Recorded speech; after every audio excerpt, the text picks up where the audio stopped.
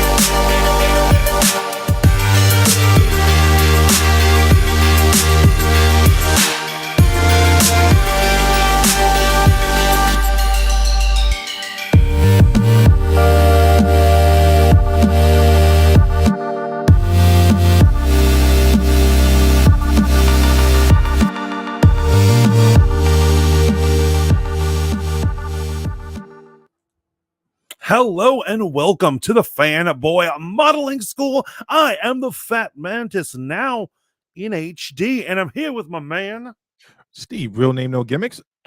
Also in HD, but Blu-ray. No, I'm just joking. I'm HK. Okay, enough with those, with the granddad jokes. Let's get into it. Let's get right into it. Matt is in here. Shaolin Iceboxer in early. Who else is up in here? Shaolin Iceboxer is like the greatest human being that ever lived. He's always here early, and a shout out to him. But I love all my fans. I'm not trying to say, oh, look, Matt is here. What up, Matt in the house? We've got Team Mizzle. We've got Rogue Radio.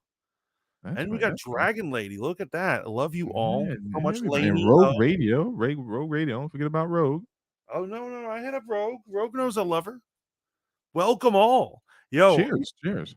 You know, it's totally hysterical other than the fact that I just spilled on myself. What's that? Well, cheers first. Yes. Is that one of our stories tonight involved a certain video game called Call of Duty. And I wrote in hashtag Call of Duty on Twitter, and it wasn't trending. And that's because what is going on? Wait, hold on. And I started to delete the buttons. And after I get rid of Duty, Call of Duty is not trending. But do you know what is? What? Call of Groomers. And then when I put it in Minds and I put it in Facebook, those hashtags are also trending. Yes, so everyone's on this. Everyone's on it, man. And company's going the way of Bud Light.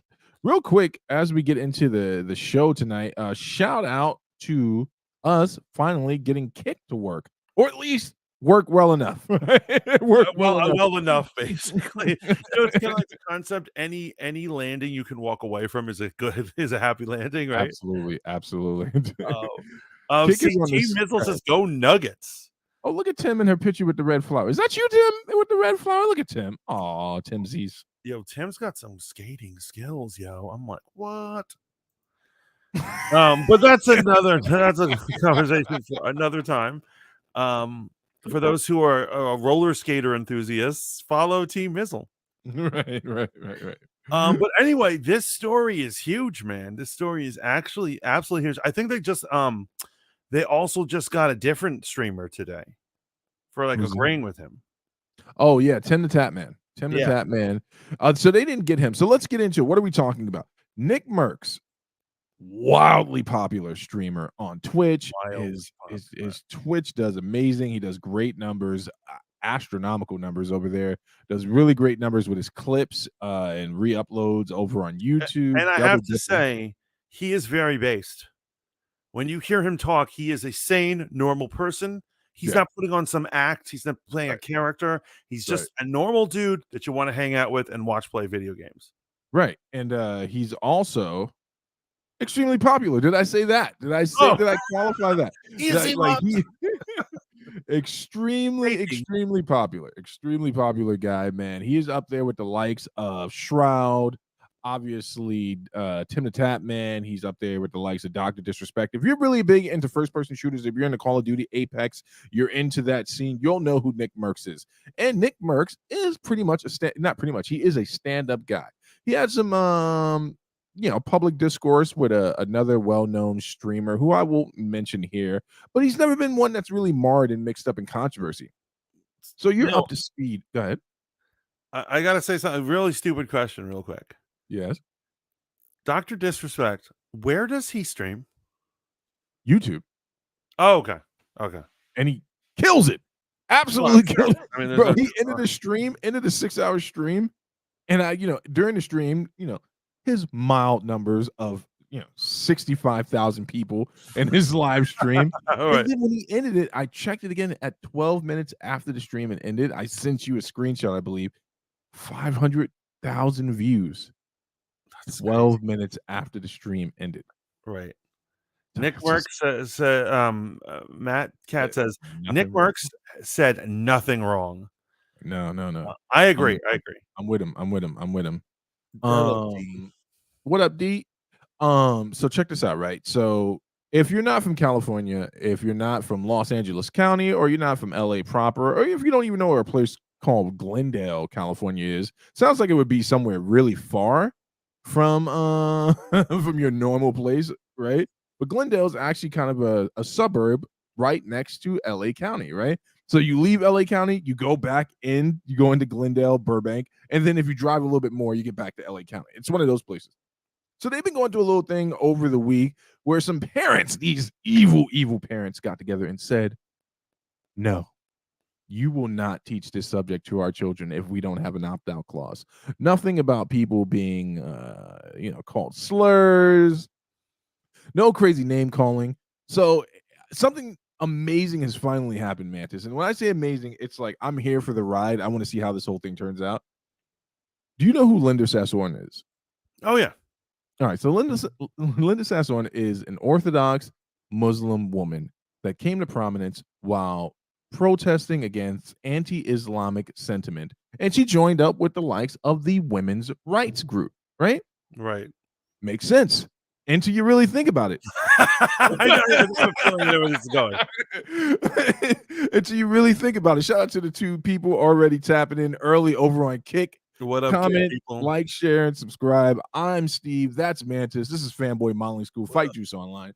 So Linda Sassoon is a Sharia believing Muslim, right? She believes in the letter, the law, and the spirit of the Quran, the Prophet, and the Hadith. And I was like, how the hell did she end up hanging out with all these liberals? Well, she did what any person who's trying to advance their message does. She hooked up with some other people until they started really looking into her message. Go ahead. But it also shows something about the liberal, right? And this is a very common thing. The liberal often does not know who they are defending or why they are defending a certain types of people.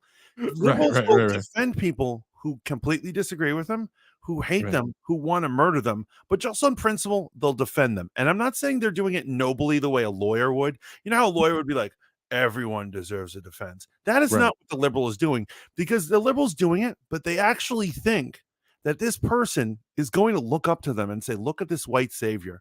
I want to be just like you. I'm going to give up my savage ways. Right. That often doesn't happen.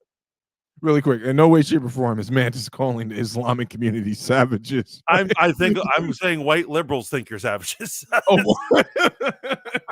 So, Linda Sassoon managed to creep in and, she's at the women's rally. And then, surprise, surprise, she has some very complicated views about, Israel and same-sex marriage and all that stuff. We fast forward to what's going on in Glendale, California, where a largely Armenian community, but there was a Muslim representation there, came out and protest for the new literature that had made its way into the schools. And because we are not monetized, but we don't want to get kicked off the last space that we have on the internet, I won't say what it is, but if you think about it, the community that they were bringing literature in from, there's a lot of letters in it, right? A lot of letters in this community. Right. So the school says this is a mandate. This literature will be brought in and it will be taught, and you cannot. And there's a secondary law that says you can't opt out or order or maintenance or mandate or whatever. And the parents, rightfully so, said, wait, so we can't stop this, but we also can't opt out.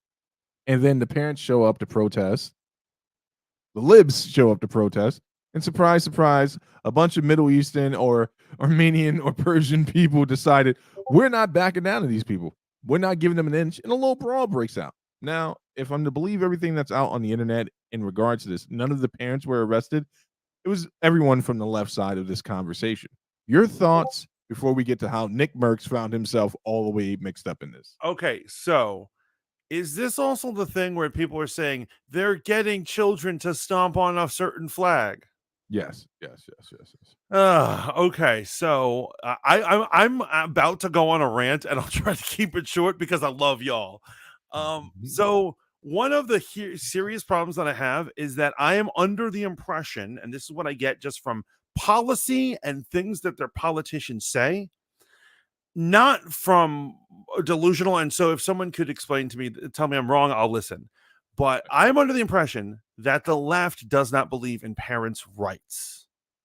I mean, you would not be wrong in your assumption because that's actually happening in New York State right now. They just did a thing where they're what are they saying? They're saying the Board of Education has determined in New York State that if a kid wants to transition or live as a different gender, they're going to not tell the parents. And they have actively said this as if the parents don't have a right to know. Right. And so my understanding is that the left doesn't even believe that you have parental rights, that parental rights, the nuclear family, gets in the way of the state controlling your kids. The state tells your kids what to think. The state tells your kids what to do. And old school, old school nuclear family doesn't work that way. So obviously, I am against, well, the left and the state and anyone who would say you don't have parental rights. It's utterly insane. I'm not even a parent. But I don't even understand the concept where somebody thinks they can take away a parent's right to say what their kid experiences, goes under, or whatever. Because so, and that's actually, I'm sorry, real quick. Before I understood why, the state has to take kids away when there's violence, when there's horrible abuse, crazy, weird shit going negligence, on. Extremes. But now they're like, we're going to take away your kid because you won't let us brainwash them. So, and this is where this conversation becomes vastly and wildly interesting, right? Does a parent have the right to be the one to have the conversation with their children? Now, someone's going to juxtapose this to, when you and I were coming up in regards to the whole sex ed conversation. You remember when this was a hot button conversation where it's like, you don't have the right to give condoms out to my kid. You don't have the right to talk about sexual education with my kid. And it was a really, really intense moment when we were growing up where this was a really hot button issue. So I remember that. And so just from my own personal experience of growing up, I, however, I hate to say it, I love you, Mom, deadbeat parents. Or, what a better phrase is stay in bed, stay in bed mother. Who, she didn't care what I was learning in school. She wasn't paying attention. Right. She was, I went out and played all day. I could have been doing drugs. Who knows? You were. Okay. You got me on so although in the media they were talking about it, it never entered my home. That conversation, that debate never came open. They could have taught me to become transgendered in the school and my mom would not have noticed. Right. So I come home with a wig. Mantis has a wig and he's like, "Hello, mother," and she would not have noticed. Why did you get an old-timey British accent? "Hello, mother." I'd like to think that if I ever was forced to transition, that's the type of woman I'd be. You become Margaret Thatcher. Hello, mother. Damn. So the conversation really, no need to go further down the memory lane. So how does NICMERCS fit into all this? So some other streamer had commented on what was going on when they were showing the arrest and the skirmish between the parents and the other people from representing the other community. And NICMERCS responded to what the streamer said. The first streamer said, America's in a sad state. Just let people love who they want to love. It's no business of yours. This is a red herring. This is a straw man argument. In fact, no one is actually talking about who you are allowed to love in this conversation. No one's ever been talking about that since. What they're saying is that your personal decisions, your love life, does not translate into education, right? And it does not need to be a conversation for small children under 8th grade level to understand or even be exposed to. In fact, I would say the same thing about heterosexual relationships. I will no longer be using the term cis in any way, shape, it's a slur. It's an absolute slur. I'm not using that shit. On one of our streams, what's her Public was calling me sis, and I was like, "Don't use that in my stream. That's slur. It's a slur. It's a slur.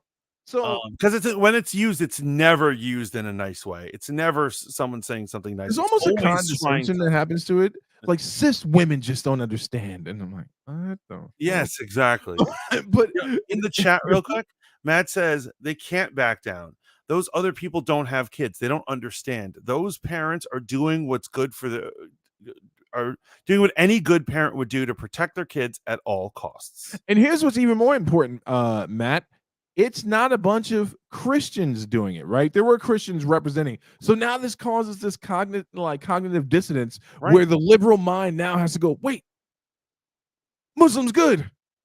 Muslims against me. Muslims bad. Right. D says, first they tell us to kill our babies in the womb, and after we have them, they want to indoctrinate them. You're exactly. You have them, you have to raise them, but you can't raise them the way you want, and you can't tell them what to do. They're fodder for the soldiers for the state. Yeah, state gets to draft your kid and kill your kid. Yeah, indoctrinate your kid, but you have no say. Yet you went through the pains, the 78 hours of labor to bring this kid in. 78 hours. That's what my mother always said it took me to get out. She's lying to you. She's lying to you. He's like, my kids, 3 hours at most. 3 hours? It was like 12 minutes. Really? Yes. Oh, wow. The holders know how to exit stage left. We come out ready to go. He said we're the pull-out kings. Mantis, you should have kids. You'd love it. I would love it. I hope God blesses me with a family at someday. Rogue Radio says, yeah, I'm not for all that. Parents are being pushed to the back, and the society and government wants to parent our kids. Right. And at a certain point, we have to acknowledge that in a societal sense, we've allowed the state to do this, right? Shout out to our third viewer over on Kick. Comment. I can't see your comments in Streamlab. We're doing a ghetto over here at Fight Juice Online. So just let me know what's going on. Welcome in. Hit that follow button for us. Really quick, buddy. So that's how this whole thing happens, right? So NICMERCS responds to this comment. He's like, yeah, they should just leave the little children alone. Yes. That is, and I think Matt was getting at it, is the most innocent comment, with no political framing or anything that a human could speak. Now, for context, NICMERCS and his wife just had their first child. NICMERCS is, like I said, he's a man's man. Now, when I say he's a man's man, he is a guy you go to the bar with. NICMERCS is like, you got problems with my guy, you got problems with me, right? He's that dude. Don't ever get confused with his personality and him being an internet character. NICMERCS follows the same train of thought that I do. If you said it about me on the internet, I expect you to say it about me to my face when we see each other. And the words I don't want to hear are, it's just the internet, bro. I'm like, no, it's not the internet. There are consequences for your words. But NICMERCS just simply said, I think they should leave the children alone. And the they he was referring to was actually the school system trying to bring in a conversation that he feels should be had between child and parents, right? So then he came back on, and this is amazing, man, with someone with a lot to lose. NICMERCS also came back on another time and then stated, hey, man, I just want to make sure everyone understood. I wasn't trying to offend anyone. What I'm saying is that as a parent, I feel like this conversation should be between my wife, myself, and our child. As a new parent, this is the way. He did not apologize. So then Call of Duty, in their vast wisdom, and in fact, I would love to see the metrics of the support from the LGBTQ plus community in regards to Call of Duty, that Activision would make this fucking moronic decision that they just made. They decided to remove NICMERCS, one of their most popular one of the most popular people to ever play their game. So popular, in fact, that when the cheat system, I don't know if you know this, Mantis, Call of Duty has a real cheating problem. Hold on, I'm sorry. Calm down, brother. Calm down. We're all here for you. We're all here. Call of Duty has a real cheating problem. And NICMERCS has already said he was done with the game like a couple of years ago until they resolved the cheating problem. Let's forget that. But they gave him a character pack. You could play as NICMERCS. And the operator bundle where he's got the smart helmet and stuff. It was actually a cool bundle. It's a cool bundle. They decided in their wise and everlasting intelligence that they were going to remove that and respond on Twitter. I don't know if you have it pulled up, but their tweet read something to the effect of, here at Activision, Call of Duty, whatever the fuck, we are celebrating Pride with our employees, and because of that, we're removing NICMERCS, bundle pack. And NICMERCS doubled down. He was like, you know what? I'm not apologizing for the tweet. I wasn't trying to offend anyone. I was saying where I stand on the subject, and I didn't do anything wrong. And the way he says it as well is just so tame and normal. He's just like, if you disagree with me, whatever, we can agree to disagree. And I'm not apologizing. I didn't think I said anything wrong. Just like a normal man. And nowadays, people say things heatedly on the internet. So that's why I said he was base. Every time I see this guy talk, it's never crazy. It's never heated. It's never, it's never a dog whistle, transphobia. It's just a dude just being normal. Rogue Radio says, "Oh my god, I could see Mantis doing a Miss Doubtfire." D says, "I need to add, there's a lot of people from that community that are also against bringing these conversations to children. Common sense, you know." Dragon Lady says, "Okay, so let's see the trans be trans, but stop shoving it down our kids' throats. Let's kids be kids." Hello, Low. Welcome to the stream. Hello, welcome in. So the same thing can be said about, as a parent, I don't want my kids being exposed to hypersexual in any form, heterosexual or not, heterosexual, content and stuff like that. I don't want that. I don't want that at all. So you can't use that argument of, well, blah blah blah this, and we're trying to normalize it. No, it's not your job to normalize anything. Anything. My job. It's not a school's. It's definitely not a school's job to normalize anything. It is their job to teach about the world, not have an agenda one way or the other. So, and here comes, are you ready for it? Shot in the dark, somewhere, somehow, some feminist, psycho, liberal, Antifa supporting maniac is going to say, well, what if they had this attitude during 1968 civil rights era? That is an entirely different conversation. The conversation was about the treatment of an entire people group in regards to them being Americans. And it was not in regards, because I'd like to point out, I actually challenge people, show me a single right that a homosexual or an alphabet person doesn't have that we have. They have rights. They absolutely, not only do they have rights, corporations are backing for them. Corporations are putting them on covers and being like, look how amazing and stunning and brave this person is. Right. So that's totally different than civil rights. When blacks weren't on the covers of things unless it was like their corpse after they were beaten by cops. Right? It's an entirely different conversation. And not only that, the oppression of blacks had nothing to do with indoctrinating people, particularly children, to a cause one way or another. It could easily be argued, and I would argue this in a court of law, that I would say that the alphabet peoples, like, their whole thing is a political movement. I don't even think it should be. Well, I'm not even going to get started on that, but so I would agree with that. It's not the same thing as a race, is what I'm saying. Yeah, no. I get what you're saying. I would say that people would probably find like some holes in your argumentation there in regards to that, because even civil rights was a political movement. It was a political argument for instating the rights of a people group. But here's the difference, right? And I'll just stand on this, and this is where I stand on it, man. And I'm just gonna say it. I'm gonna say it. Right? Until we see an era of Jim Crow-like behavior enforced or opposed to these people, it is not the same conversation to me. Absolutely. And the opposite of Jim Crow is happening to them. They're being celebrated on every aspect. They get an entire month. Dead soldiers don't get an entire month. Like, is that insane? That's all I'm saying. So NICMERCS doubled down. He did not apologize, and now the conservatives are coming out of the crevices of the YouTube like, yes, NICMERCS, we understand your pain. It's not just him. It's not just that. Here's what's happening this year. And it took this long. People are standing up. A year or two ago, people would have been scared to speak out about crazy things that are going on. And what it is one side of the argument, guess which side I'm talking about, is overstepping their bounds. They're like, it's like, now that we have freedom, let's try to make more of them by corrupting their children. And I'm like, whoa, slow down. And everyone's like, stop, Mantis. You're a hater. You're a bigot. I mean, those things are true. You definitely have some complicated views in regards to hobbits. You know, you've said some things about the Hobbit people group. The hobbits. Find... Well, yes, the hobbits. They do not deserve rights. All other people deserve rights. Even groomers deserve rights, but they whoa.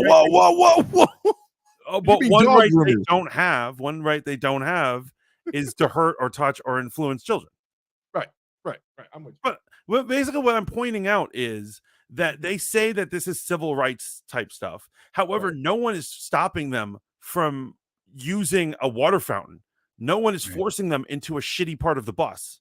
Right. It's great. And so what I'm saying is, yes, they should have every right. They should be treated as humans. And you know, as you know, I'm a Christian. Jesus wants us to love everyone, even our enemies, right?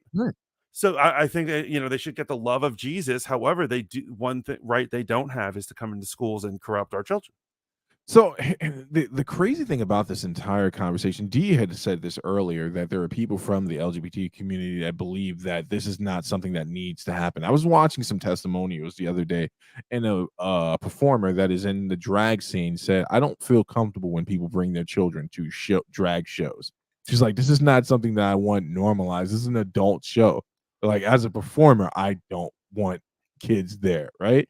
And I wouldn't try to normalize, but this is where this whole conversation is going. Right? Let's get off that community for a second, because we can look like bigots really easily. Let's get to the conversation of normalization of sex work. Remember, this was a huge thing. You might remember a show I was a part of that went completely left one night when everyone was like, yeah, sex work, man, normalize it, man. And I'm like, what the hell are you talking about? No, I'm gonna make some confessions right now. Right. Probably 5 years ago, I was an advocate for normalizing sex work. And I was like, because I thought about it and I was like, well, they don't have any other choice. They're just trying to live their lives. Why are we shaming them and all this other stuff? Right. And you know, it just took some soul searching and stuff, going to church, reading the Bible, stuff like that, to make me realize the error of my ways. And I thought I was hip and I was cool defending sex work. So here's the thing about it, man. I think people don't understand the Christian position on a lot of these things. So sin is viewed equally according to the Christian worldview, according to God. Right? Sin is viewed equally. The lie is viewed the same as the sex worker, right? You are in sin and you need to repent of that, turn your life over and change, right? So if you look through the Bible, you can find many instances where Jesus hung out with women of ill repute, but not in the sense of a basketball player, right? He was calling them to a state of holiness to save them. Because we're going to get into that too at some point, right? Oh, yeah. Zion, my man Zion, getting exposed on Twitter by the adult film actress who said he ate her salad. You know, nothing secret anymore. I can understand why you would have that position, because I used to have that position. I'm like, dude, they're not hurting anyone. Let's normalize it. Let's legalize it. And you always go to the easy part of the conversation. We're like, well, look what happened with alcohol when it was illegal. And then, but it's entirely different, because you can't have that conversation and then denounce sex trafficking. They want to make this world exist where there is a victimless sex trade, right? But if you legalize it and you normalize it, you got to normalize pimps, right? Right, you got to normalize that portion of it. You got to normalize it all, and what it is like, people are. It's so strange. People try to glamorize it, but on no level is it glamorized. I'll tell you, how many girls I know regret when they opened up their OnlyFans. Yeah, I know plenty of women who had OnlyFans for just a year or two. They ended up not making even a fraction of the money they thought they would. Go figure, right? But because here's the hard truth, right? That men accept that a lot of women don't accept right out the gate, right? There would be no reason for me to open up an OnlyFans, and I have something that I think helps me stand above average. You know what I'm saying? Like, like it's you know, It's gonna be one of those nights. You know what I'm saying? Like, but I'm not thinking that I'm a 10 and that some woman who's potentially a 4 is going to pay copious amounts of money to subscribe to me every month. Whereas almost a lot of delusional women were like, I'm going to do this, this, and this. What makes you think that yours are going to stand out against like the top Right. echelon? And that's another thing people don't understand. Like they're like, I'm as pretty as that porn star. That porn No, you're star not. probably works out. Like a lot of them are butterfaces. But what I'm saying is they probably work out 3 hours a day, which Right. you don't, homegirl. No, you don't. And You're OnlyFans at has home. exposed that. You're at home. You're eating hoagies. You know what I'm Yeah. saying? These girls are starving themselves because they're on coke. Right. Lowe says schools shouldn't be teaching any ideology. I agree. Matt says exactly, Steve. They weren't comparing apples to oranges. They were comparing apples to nuclear fusion. Boom. Well, So check this out right here, man. Real quick, family. Fight Juice Online is up to 57 subscribers. Currently, right now, we have 11 lovely souls in here who we value and cherish. I just need y'all to do me one favor. If you wouldn't mind hitting that like button, we're trying to make sure that the video gets a little bit more retention past this point. So if you could just hit the like button for your boy Steve and your boy Mantis, we'd really appreciate that. Also, I dropped the link over for Kick in the chat if Mantis wants to drop the Rumble link, because at any given point, even small YouTubers such as ourselves now have to worry about having contrarian views, and then you wake up one day and your channel is no longer accessible. Oh yeah, this first half an hour, it's enough to get us canceled. But to be honest, I'm actually pro just like leaving YouTube. Oh, look at that! That shit shot up to 8. Thank you so much, fam. Thank you so much. Yeah, I'm pro leaving YouTube as well, man. But you know what it is, man. It's like YouTube is Def Jam, and everything else right now is not Def Jam. Right? That's a weird thing because I don't know if it would be Def Jam, but I know what you mean. It's making money and nothing else is making money. So we have to hope that it'll do things. Lowe says it's nonsense by nearly every perceivable and logical angle. I'm absolutely in agreement with that. Matt says, yeah. And why are the pride communities always comparing themselves to the black community and that struggle? It's not, they love to do, you know what they're very good at doing? They're very good on jumping on other people's algorithms. Right. And so I think I had said this like maybe last episode or another one. We were talking about the Summer of Love. Right. And what it was is there was a kid who dressed up like Miles Morales. Right. And he climbed the Brooklyn Bridge during the Summer of Love during some riot. And he had a sign that says Black Trans Lives Matter. Right. And I'm like, we're not arguing about trans people right now. This is not your argument. What the fuck are you? Did you get lost? You're in the wrong riot. You're at the this riot is about blacks, all blacks. It's not. But they like to jump on that, and they got that kid got whoever the fuck did it. He got on so many magazines and somehow people made the conversation about trans people. Anytime there's a conversation about abortion, and I do not know how the hell they do this. Anytime there's a conversation about abortion, laws are changing, some states passing some law, there's always a group of articles that come out that say, how does this affect trans people? It doesn't. Hold up. And here, let me break this down so it forever may be broken. Even as someone that holds the religious view set that I do, I understand that we live in a democracy, right? I understand that everyone is entitled to the same intrinsic rights as to be treated as a human being, not to be murdered in the streets, not to be brutalized, any of those things, those bare minimum rights. I believe you have the right to shelter. I believe you have the right from protection from persecutors. You have the right to all those things, right? In fact, my worldview, unlike your worldview, would compel me to run into the middle of the fray if a mob was heading your way. Now, let me make it real, Mantis. You know my philosophy if we're about to get jumped. Mantis, there's 12 of them. We're not going to win this, my guy, but you are not going to get beat down alone. That much I promise. Right. You know I have your back too. And we'll go down together. Yeah, we'll take this ass whooping like a couple of conservative men. But I extend that same courtesy to my friends over on the left side of this conversation. I promise you, I would never watch someone brutalize a trans person. I wouldn't, even if it's a group absolutely of people not. That's pretending horrible. to be Christians, right? And that's not some like pick me friggin' whatever weird terminology you're gonna come up with, my guilt bullshit. No, I believe that you deserve not to be beaten to death in the streets. Yes. And I'm gonna be the person to do my best to help you. But chances are we're gonna get beaten to death together. So I just want to be real about that.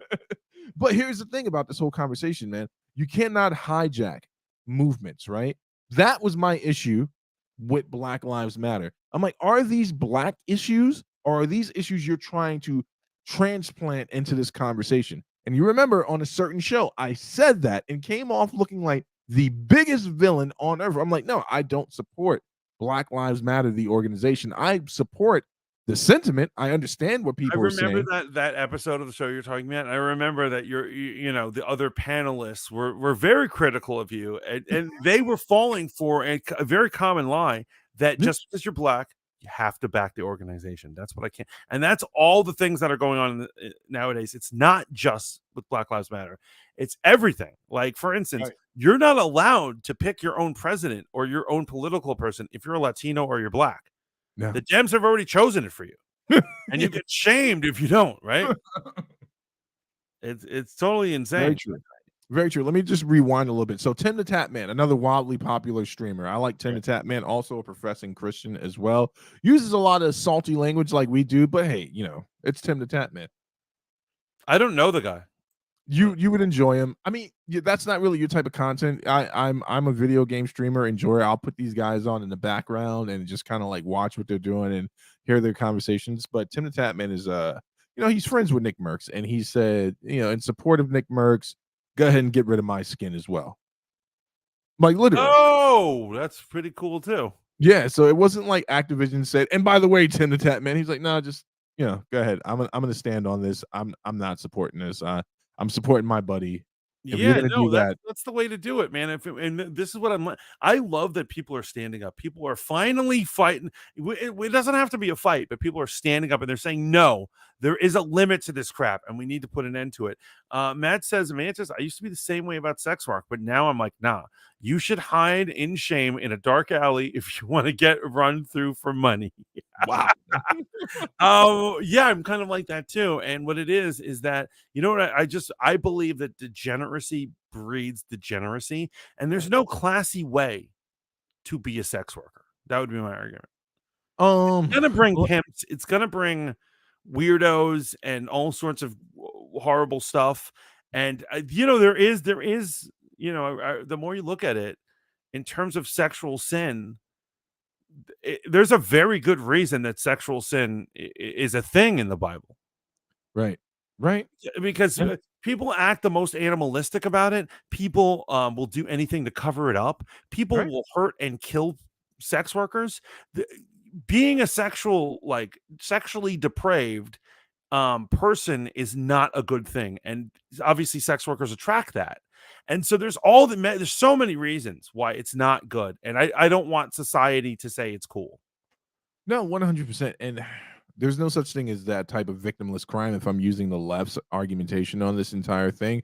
So I don't know how normalizing it will change anything. I assume that the argument they're trying to make is if you normalize it, then the women or the trans women or whomever will not be at prey to the pimps, right? But that's just not entirely true. You haven't thought this through. So you normalize it, and then you normalize people using their bodies to please other people at a rate that is now legal. So now it's going to be consumed more. Right. And then it just becomes this dangerous cyclone of people sating their appetites as opposed to looking for meaningful relationships and connections. And not only that, like for anyone who's in you know, doing the OnlyFans, if I could just like heed you away from it, because another thing is like the truth is you're like, it's my body, I do whatever. It's true, you can, and I do. That's another thing. As like a libertarian, I fight for that. I'm like, yes, you can do whatever you want.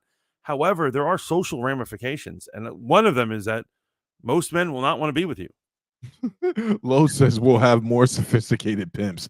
Pimp LLC. Exactly. Oh my God, Low at it again. I love that. That's a great one. So man, in Discord, I just sent you a link for the Kick. If you can share it from your side to make it a shareable link, folks, if you don't mind, just go ahead and join and follow us on Kick and Rumble. Make sure you support us on these platforms. You know, any day could be the day. Any day could be the day where we just sober up. I mean, when we wake up, and everything is going honestly, to be bro. honest with the type of conversation that Fanboy Modeling School has been having lately, and if you actually look at us years ago, like a couple years ago, we like as soon as we would say something, either you or me would say to the other one, "Yo, we're on the tube. We're on the tube. Calm down." Now that we're a little more open mouth, any day you could wake up and we could be gone. Right. That's what I'm talking about. That link down there, is it a punchable link? Yes, it is. Okay, good. Yeah. Just want to remind everyone, ain't black if you don't vote for Biden, says Strategy. Yeah. DT Dubs, how are you? No, Biden said you're not a real N-word if you don't vote for him. Basically, because he's the arbiter of that. Right. And so He the Democratic Party. He decides, along with that one light-skinned young lady who said Michael B. Jordan's corny. Right. So let's get into it, man. We got some other news to talk about. We went to go see some movies over the week. Let's talk about entertainment news super quick. Yeah, so I chose correctly. You chose poorly. I chose poorly because of my fandom. As you guys all know, I'm a huge Transformers fan, so of course I went with Transformers before I went with Miles Morales. I have, my sister accused me, and she's like, "You don't like Miles Morales because you're like some conservative, blah blah blah blah."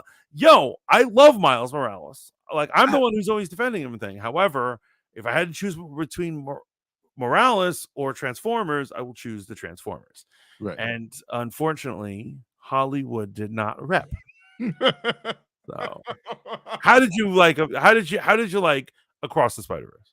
So I gotta say, man, in regards to fanfare and nostalgia and all those things, they did it 100% correct for this film, man. There were so many references to the comics, to Sony properties, everything, even from a Venom spot. We saw a live action reference to all three of the Spider-Man movies.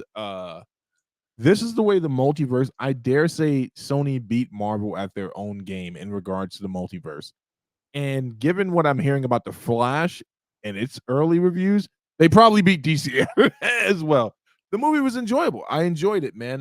There were some things I was worried about. Wait, you're hearing bad things about The Flash?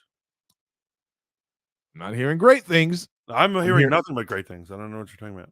I'm hearing mid things. Well, that's because I occupy the real part of the internet. Yeah. The Hotep area of the internet. But I really enjoyed it. The animation was amazing, man. I thought they picked up the story very well from part one. I actually enjoyed this one a lot more than part one. My son, on the other hand, loved the movie up until the end, and he was pissed at the end because he had to come face to face with something that a child doesn't understand. The term "to be continued." When I tell you my son was upset, he's like, "What just happened?" I'm like, "It's over, Poppy." He's like, "Whoa, what do you mean?" Yeah, exactly. The story's not done. The story's not done. I'm I'm trying to get him out of his seat. I'm like, "Yeah, we got to go." You know what the worst thing in the world is? Because I knew that it was that. Everyone's talking about that. Because of the writer's strike, it's gonna be late. And Haley Steinfeld has said she has not recorded a single line for that movie, which means because of the writer's strike, they cannot start until the writer's strike is over. So it's going to delay it. Matt says, wait, Dragon Lady says, yes, just download it. Download. Okay. No, I can't. Thank you, Dragon Lady. Thank you, Dragon Lady.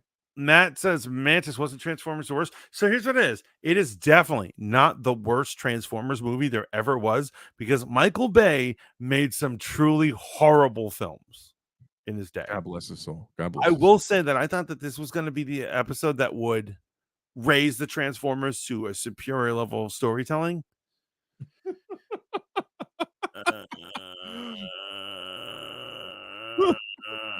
Yo, I don't know how you walked into this movie thinking this shit was gonna be good. I was like, this is the one. The Maxwells are here. We got Scourge. It was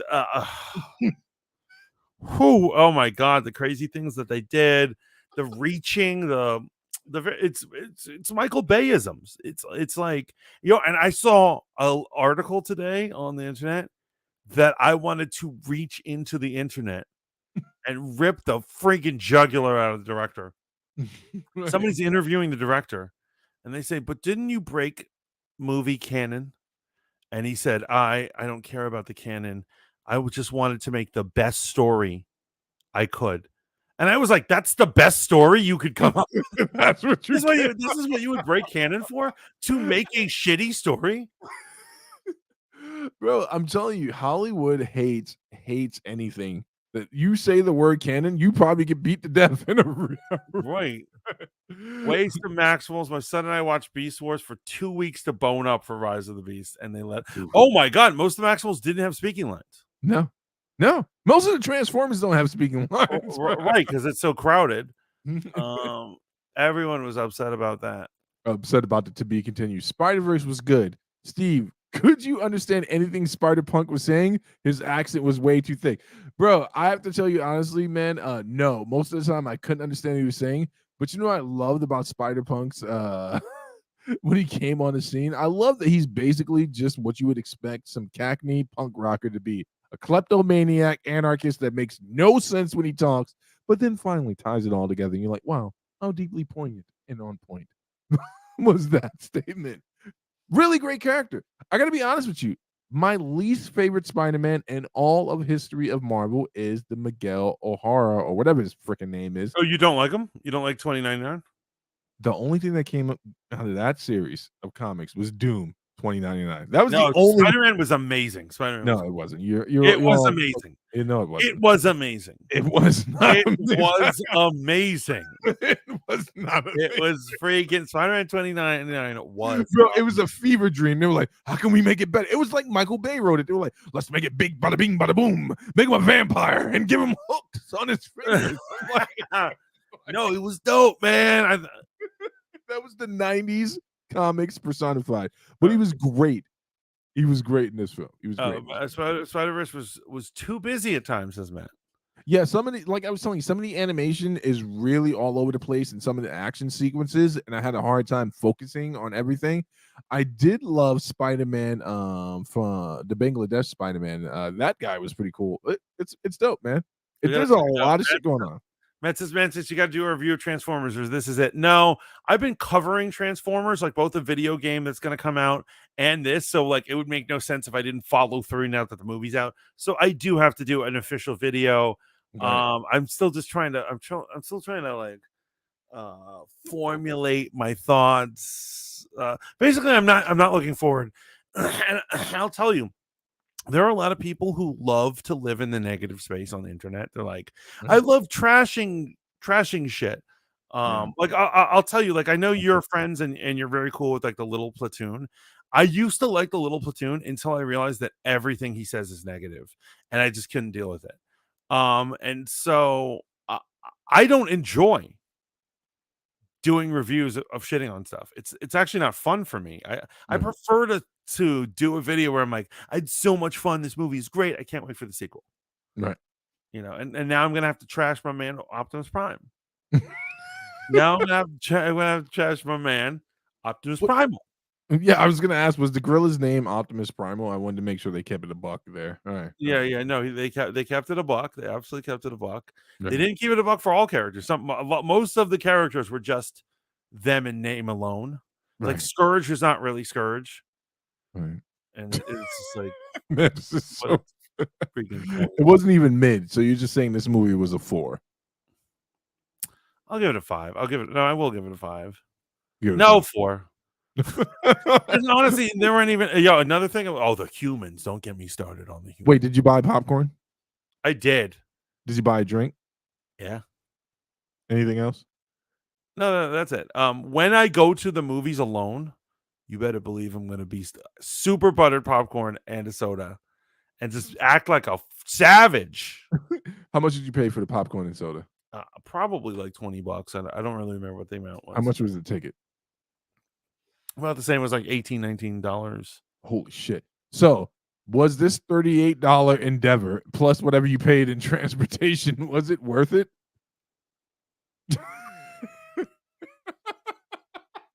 I'd rather watch a Bay, No, there's some Bay ones that are really bad. Right. But this was nothing new has changed, and those fucking humans.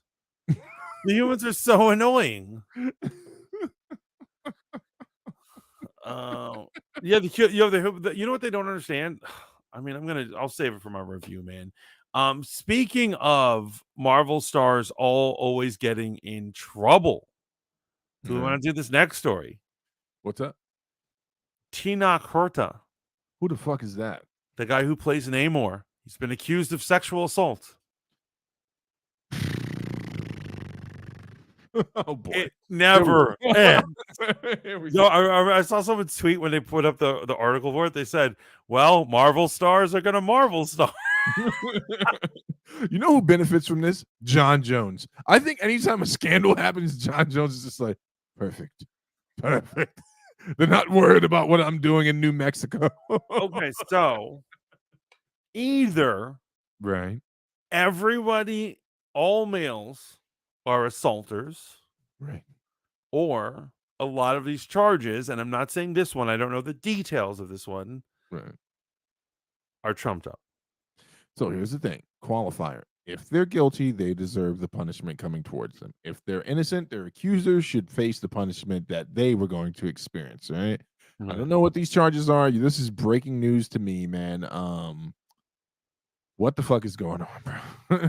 Just tell me what's going on. Yeah, I mean, it's pretty crazy. So where's my article? So you actually listen to the suspiciousness of this accusation. Once again, I'm not taking a side, guys. I'm not taking a side, but the bitch is lying. So musician Maria Elena Rios has accused Black Panther Wakanda Forever star Tina Horta of sexual assault. In a series of tweets, the saxophonist and activist called the Marvel actor a sexual predator while accusing him of sexually assaulting her. The Times has reached out to Rios for more details on the allegations. A representative for Disney, which distributed Black Panther Wakanda Forever, did not respond Sunday. Right. Is she accusing him of grape or sexual assault? Because that's a very broad term now. I think the broad term, not grape. Okay.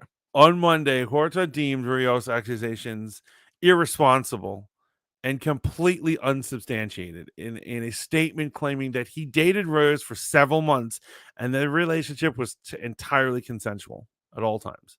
Okay. Although I'm not by no means perfect, I know these allegations are simply untrue, he said.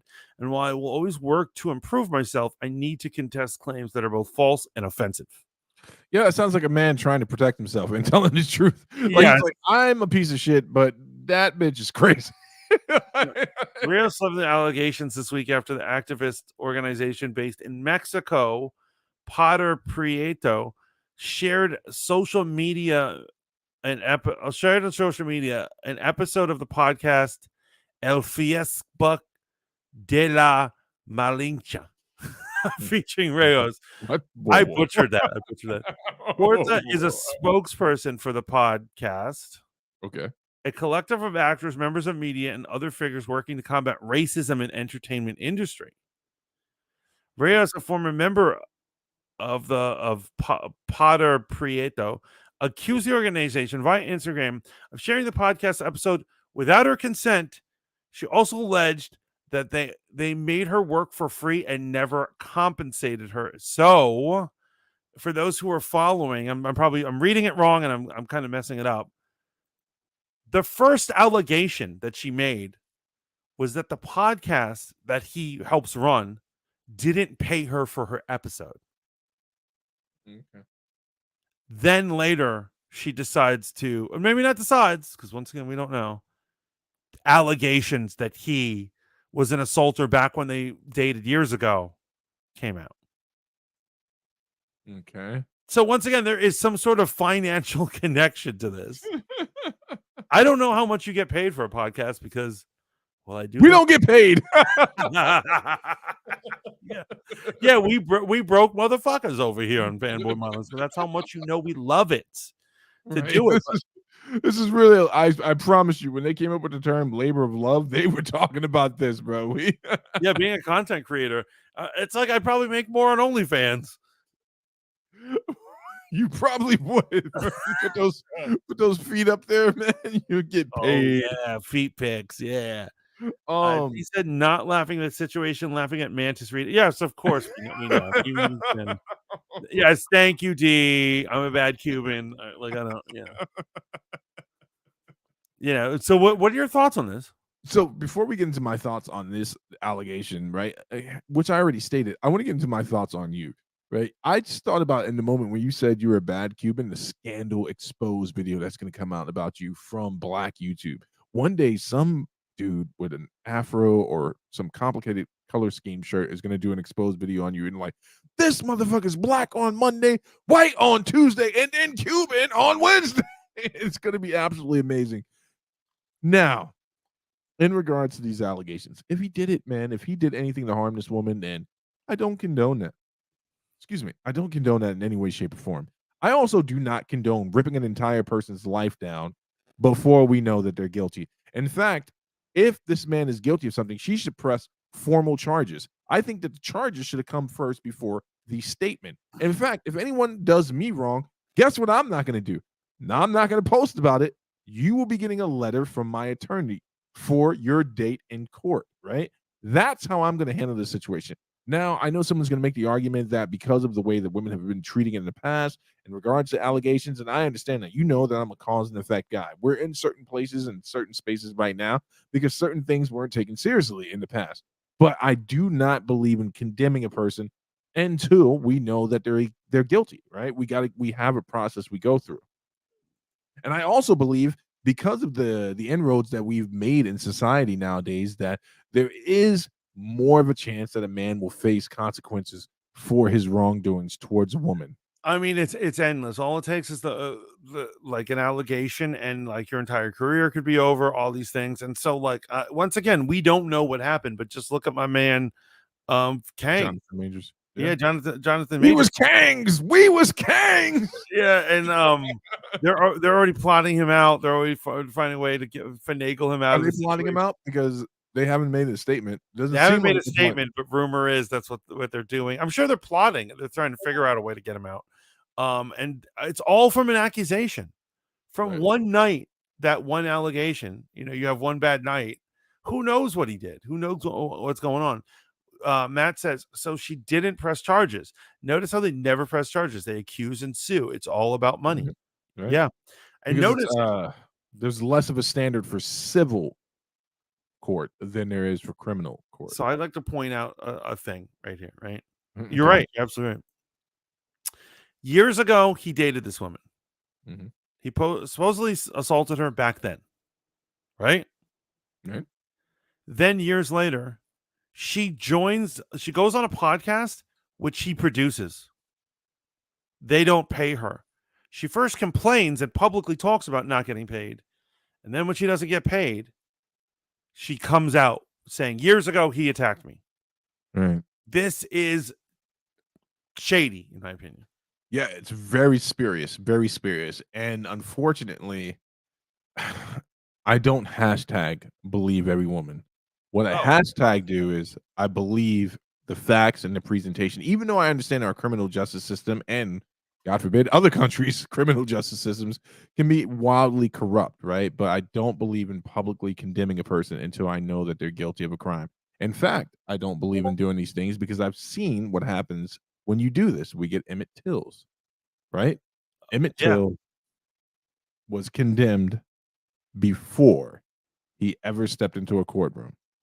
And people are ironically trying to get us back to that place today, man. They are trying to get us back to that same place. Now, someone's going to misconstrue what I just said, but I want you to make sure you get the playback. I'm against public condemnation until we know the person deserves to be condemned. Some feminist group is going to say, the hold of TV compare the Tina Curta situation to Emmett Till. What an asshole! I'm not worried about them. They're too busy eating Cheez-Its. He says, I don't condone waiting several years or months to speak up about someone harming you. Sorry, makes no sense, right? Rebex is in the house. Welcome in, Princess Bex. Hashtag fangirls for fanboys. I've been waiting for that all night. D says, facts, Steve. It's all about the moolah. 100%. 100%. I wanna jump back here for a second, man. So you remember there was a little controversy before Spider-Verse came out in regards to a certain flag that was in the movie, and it was, Right. right in the game and all that stuff. I want you to know that honestly, I went and watched whilst watching this movie, I was in a very special place. At no point during this movie did I feel like I was being pulled into anything. In fact, if there were any type of messaging, if there was some type of messaging that was going on, it was done so subtly I didn't even catch it. What I was immersed in was a really great story. And it is the story, their version of Miles Morales. And I got to give Sony props on this. So they have two great, compelling Miles Morales stories going on. They obviously have Miles Morales from the game, which is an amazing story. Right, If you're right, not right, playing Spider-Man on the PlayStation, you are missing out on probably right. the best representation of that character. Period. Point blank. Close second is Miles from the movie. I got to be honest with you, man. Miles reminds me of any kid, us growing up in New York, man. It's like that's what the story is. And I know there are some people who are upset about the Gwen Stacy thing. They're like, why does he have to be, white girl picking? But in all honesty, man, like it's just a great story. And You in fact, there's a moment when Miles has a little bit of a connection with an Afro Spider Woman. And like, Oh, like yeah, not the one that the controversy was over. There's another character in there okay. Yeah, wow, that's there's a lot of Spider-Man. Like, when you're like, "There's a Bangladeshi one," I was like, "How many Spider-Man are in this well, movie?" so they did their version of the Spider-Verse. It's nothing like from the comics. Like, Right. those creepy vampire people are nowhere to be seen in this story. I don't know if they're going to be coming in the third movie. But I will say this, their version of the multiverse and it being threaded together by the Spider-Verse itself, that's literally how they pitched this, right? Every Spider-Man that's in this movie, every Peter Parker, whatever, even your boy the Scarlet Spider is in this friggin' Right, movie. yeah, I heard that, I heard that. I like the Scar I here's what I'm saying, when in the '90s Peter is replaced by the Scarlet Spider, I hated him, but in Right. concept, I like him. Like, I don't want him to replace Peter Parker, but Yo, Shaolin says, Steve, ain't nobody upset about Gwen and Miles besides Umar. not true. 100%. Umar is like, 100%. you know, get him Now white there girl was there picking. was one thing I was not upset about, but I kind of raised an eyebrow and I called Mantis immediately.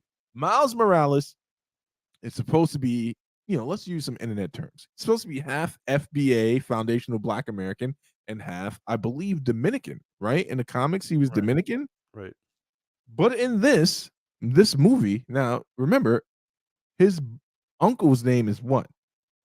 Oh, right, right, he's not This is like Aaron Johnson or something like yeah, that. But his dad in this his last name is movie is Morales. Morales. So I'm thinking that his dad took his mom's What last a name. beta. What a fucking beta bitch, man. That is pathetic. I cannot look up to that father figure. He's no man. Miles should not have to live in that situation. Half Puerto Rican. He's half. Are you? I could have swore he was half Dominican. I felt like Zeus was up on this heavy when this Yeah, came this like out. this clear I think maybe Zeus just thought he was Dominican because he wanted, he's just like, "Oh, he's black Latino. That's Dominican." Um, hold on, are you ready to get angry? Because I I'm thought you always were gonna angry. bring it up, but you didn't even bring it up. I'm always angry. What a certain group of people are saying about a certain character there, their theory. I take my eyes off the Hebrew Israelites and the Hoteps for 2 days. What are they saying? No, so this is the people whose flag was in the movie, Oh boy. and they are claiming that they think that Gwen is trans. Fuck. I am deadly serious. I'm not The making this up. fuck. This is not coming out of nowhere. This is not a The void. fuck. They actually are saying this theory that they're saying that that is a doppelganger of Peter Parker just being trans. Okay. So I gotta accept a certain level of this. Night Even team though Missile. Have a good night, yeah. I gotta accept a certain level of this is trolling, right? And we allow ourselves to be trolled. Like you don't know how many queens, yes, queens, I have met in my life. That okay, perfect example. You remember Chasing Amy? Yeah. Do you remember the character in there, Shaka, or whatever the brother's name was, the militant brother who was also gay? Do you remember that character? He's Yeah, like yeah, a yeah. black Yeah, militant yes, I guy. remember that. And Black Rage. Yes. Remember, he's trying to convince Homeboy that Archie is a story about two cavemen. Yes. Right. And there's a certain level of trolling that comes with it. So that's a black belt level stuff right there. The Shaolin says, no, it's because his name is Miles Davis. So he goes by Morales instead to not be made fun of by having the name of the jazz musician. True story. Oh, wow. Okay. I don't know about that one, Shaolin. That may be comics accurate, and I believe you. You are a trusted source, so I will take that as gospel. But I'm thinking it's going to go the other way in this. But I want to say that I think there's a certain amount of level of trolling that comes from that side of the conversation where they're just trying, because you and I know, and even in the movie, it's represented that Gwen Stacy, it's reversed, right? She becomes the spider. Peter is the damsel in distress in her universe. He's literally in the movie. They show his demise in her universe, bro. So they can get the fuck out of here with that bullshit. They really can. No, they absolutely can. Oh my god. Did you see what I put for the third story on our cover? No. What? Did you end up hearing this in our or no? What? As a matter of fact, I'll actually play it for us right now. I can switch it. And we are getting okay. So what the hell was that? Well, that was just a sound clip from our radio show I had joked about it on my radio show, but it has the clip that I'm thinking of. Okay. So we'll just check that out real quick, because this is like literally the funniest thing. I can't stop laughing. Just like it's just ridiculous, man.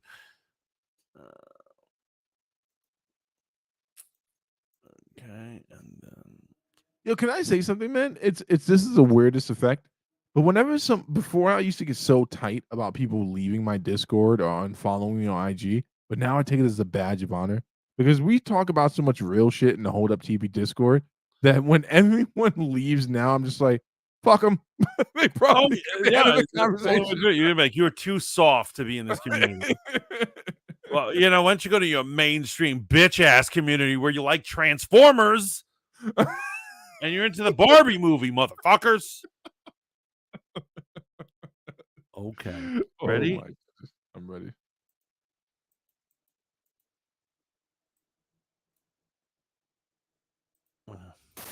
And we are getting to our second weird news story of the day, and it actually comes out of American politics. From one Senator John Kennedy. You see, this gentleman decided to do a political ad, well, that kind of hit differently, and I'm going to play it for you right now. Look, if you hate cops just because of cops, this I know about. The next time you get in trouble, call a crackhead. You did not hear that wrong. He literally said, if you hate cops just because they're cops, the next time you can call a crackhead. I'm sorry, I can't contain myself. Now, the reason that's fucking hysterical. That's amazing. Have phones? I don't even know. Download Autolus today. Plug. Shameless plug. But how fucking ridiculous is that, though? That's amazing because it's true, man. It's true. I mean, it's true on a level that most people don't want to admit. I don't trust police as an institution. But if someone breaks up in here, I'm calling the cops after I kill them. I am. They are the only form of law enforcement we have. It's not a perfect system, but they are who I'm calling. So do you remember that show, The Shield? Love it. Love it.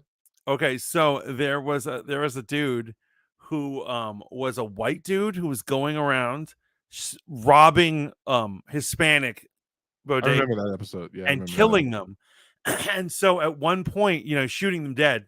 And they get a call to this, to a thing, and they're like, it's that dude again. And they go there, and when they look at the floor, they see there's blood sprinkles. Right. And they're like, oh, the owner of the store exchanged fire back. He hit the guy. And they follow the blood, and it goes into the back alley, and they can't find. They're like, it just suddenly stops. And they start questioning people, and everyone's like, "We don't know what happened. He went out the back. We don't know. We don't know. We don't know." You know, during the detective work, the point of the episode was that they kidnapped the dude, brought him down into a basement, and they were torturing the shit out of him rather than call the cops. Right. Because they were giving him street justice. Yeah, street justice. And so I will say you that I will call the cops on like 99% of things, but there are certain crimes you're going to wind up in my basement. You're going to wind up in my motherfucking basement. And the things that happen there stay there. Stay there. Let me ask you a question, man. Fuck that old dead man from wherever state he's from. Like, Louisiana. Yo, call a crack. This is an actual political ad he put out. you got to run to your base, man. You got to campaign to your base, right? Call a crack. How are you enjoying Autolist, man? You don't have to say anything negative. Your experience thus far from streaming on Spoon, Twitch, YouTube to now doing radio. How are you enjoying it? I'm enjoying it. I can tell. I can tell. Yeah, no, I'm really enjoying it. I'm really enjoying it. I think and you're gonna enjoy it too. So let me ask you a Once question. you join our cult. One of us. So take me through it, man. Oh, Mantis, by the way, I meant to shout out your headphones. Finally, with a big boy pair of headphones. Thank God. Thank God. I've had these for a little while though. I know, but they just look so nice right now. So take us through your process, man. You do the show how many days a week? 5 days a week. Do you pre-record these shows or are you live? So they're currently pre-recorded. I haven't hit my live status yet. I have to prove myself. Okay. When are you doing all this recording? Do you throughout the day? and so you basically, because it's pre-recorded, I record part of my episodes ahead of time, but I always wait the night before because I always want their certain number of segments to be as fresh as possible. You know what I'm saying? Like, God forbid someone famous died today or something weird happened. I want to be able to reference it, you know? Okay. So you're basically recording every night is what I'm hearing. Yeah. Good stuff. It's good stuff. It's a good time, man. You should join us. We're not a cult. But we're a group of free thinkers that you can't necessarily leave of your own volition if you want to. Right, they will hunt you down. There's there's an Apache line to get in and out, man. But basically what they have is that the app also they don't have enough podcasts, but the thing is they only want to have podcasts with people who are on the app. So what it is they want people on the app to have to make podcasts as well. So there's always room for whatever other podcasts me or anyone else who wants to join us. I like it. Yeah. Hint, Bex. Hint, Bex. Yeah, and what's up with Bex being late tonight? Well, why don't you ask her yourself? Why don't we Bex, ask? What's up with you being late? What's up with that? I want answers in the chat right now. But honestly, Autolist is a great time. We're currently, I think we're up to 18 different stations, all different stuff to do. Right. And so it is a good time. It's fun. It's old school radio, but hey man, old school radio is where it's at sometimes though. It absolutely is. That's the premise of Zenful Nights or Request Box Live. Thanks for coming through last night, by the way, man. Good time. Anytime I see the notification, I will absolutely do it. And if I'm not, it's because I literally didn't see it. Yeah. But what I'm saying is the brilliance of Hold Up TV doing Zenful Nights, doing total, Request Box Live, is that people want someone to hang out with while they listen to music. 100%. Yeah, they want their buddy there. And so that's what the DJ is. The DJ ends up Bex still has not answered. I had a date. Bex, yes. What? Tell us about this motherfucker right now. We're calling. This is the episode where we call out one of our fans / friends. You should call in on Discord. We'll put you on Discord. Oh shit. Wait, I don't think she can call in on Discord. We're on StreamYard. Wait, no, but I'm saying I'll channel it to the. Hold on. I got it. Don't you worry about it. I got this. We have a call-in feature here at Yeah, because I have a loop feature on my audio interface. So if someone calls on my Discord, the audience will hear them. Let's see here. Hold on, you just hold that thought. Delaney, who's been asleep for a while, says, "Oh, Bex, I hope it went well." Is that me or is that you? That's me. See if Bex picks up. Come on, Bex, answer. Pick up the phone, Bex. Pick it up. He says, "It was cool. I'm not giving out my pillow talk content to fanboy." Oh, you're gonna talk about your date on your stream? That's grimy. We're calling you, Bex. Laney says, I know you've been here, Laney. I'm just teasing you. She really didn't answer? No, she didn't answer. What a lame. Well, okay, so here's my whole thing. I'm gonna rapidly speculate about what happened. So she went and she thought he was a black dude, and he's a super light skinned guy, even lighter than me. He listens to Barry Manilow. He tucks his shirt in, that kind of shit. And at first, Bex is like, I could work with this, but as the night goes on, he gets lighter and lighter, lighter and lighter, to the point where she's blinded and she can't see. They're driving home to hook up, and she has to see in spots from seeing all the whiteness, and she crashes the car. Bex gets out and runs. Because he's not a real man, even though he's been advertising himself as one. He's not going to stay. He's not going to stick around when the chips are down. She ends up getting a ticket. She ends up having to tow the car, and she walked home with her shoes in her hand and a bottle of white wine. White. I said white. You basically just described her date with Shahid on Spy on a Date. Oh, right. Oh, my God. Yo, I gotta say this, and I know that this is inside baseball. If people are watching on Kick or whatever, they're like, "What are these idiots talking about?" We're talking about our old glory days of streaming. Steve, we need to bring that show back. We need to find a way to get you more people to do that show. That was one of the greatest moments. Yo, that was an amazing show, man. I'll never forget one of the heydays, man. I looked down in Green Room, and like big numbers on Green Room. There were 40 people in the fucking green room. Oh, the drama is right, D. Yo, that might have single-handedly ruined the friend group right there. I did not expect all the feelings. It absolutely did. Oh my God. I did not expect all the feelings, bro. Mantis. Yeah, no, I know it was. It's true. The problem is you did the show with friends, Right? friend group, and you should do it with strangers. Yo, you know what the crazy thing was?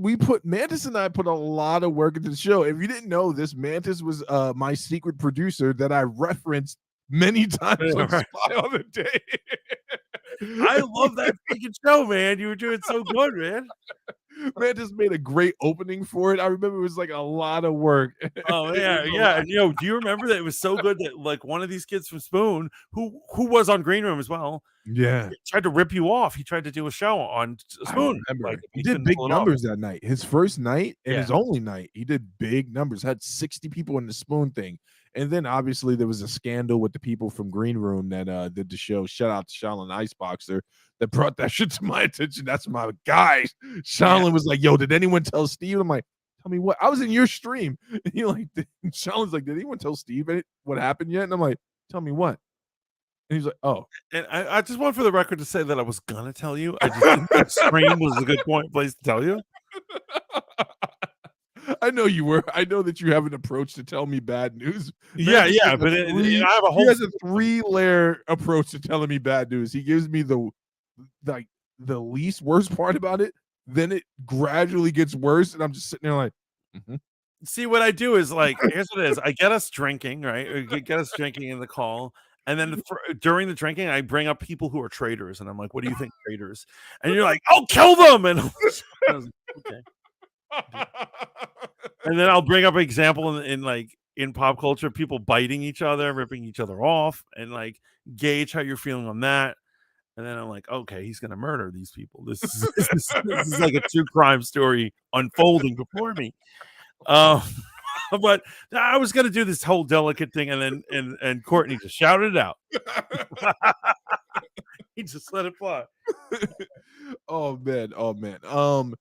Fanboy Modeling School, folks, on YouTube, Rumble, Kick. Pretty soon I think Mantis is going to be launching us on Autolus's podcasting. You're going to catch us like the archives and stuff like that. Maybe I'll dig up the old archives of some of our drunken episodes. I know what you're thinking. Aren't they all drunken episodes? No, this is us being professionals. There are episodes where we absolutely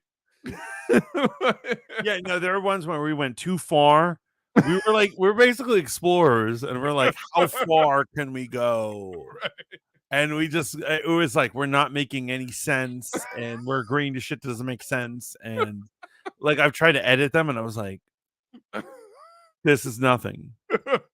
This is two grown men fucking cackling into a fucking mic, occasionally saying a word. Like, it's like, skibla. We have a long life of oh my gosh, I'm so sorry. No, I'm not sorry. I always have a good time. What other great topics do we have for tonight? So I don't have any other great topics, but I do have a closing topic. So, the fallout from the Andrew Tate situation in regards to the BBC interview continues to make BBC look extremely bad. So I don't know. I forget the interviewer's name. Let me see if I can find it here. Yeah, can I say something real quick? Go for it, bro. So it's interesting that like people always thought that like Me Too was going to change something, and it was going to unfold, and it was going to unravel the system, when it didn't. It worked for the system. They may have taken down Weinstein, but there are countless other evil producers who do what he did, right? And so that was not the age of truth. However, I think right now we're living in the age of truth, where people like Target and Disney and Bud Light and all these vicious evil corporations are getting their comeuppance. Yeah, they're getting their comeuppance for pretending to care about anything at all, right? And that's the ironic thing. They've latched themselves onto a movement, whether you believe it's correct or not, but their actual disingenuous approach is what's exposing them. Like Bud Light had no idea what they were uncorking. And then Target said, hey, let's do this. And then the numbers hold my came in. beer, basically. They said, hold my beer. Hold my beer. Let me show you how to really ruin your thing. And so I love that it's happening to legacy media too, because there are another guys that I really hate. We all, and what a lot of people are like, man, it's just you're a conservative. You must be a Fox News guy. I was never a Fox News guy. Fucking hate. Never Fox News. But I think it's interesting that Tucker Carlson, after he left, their ratings are plunging into the ocean. 100%. And I actually got to tell you, I think I've said this on stream before. I've become a Tucker Carlson like fan. Not a fan where I'd watch him every day. Say fan.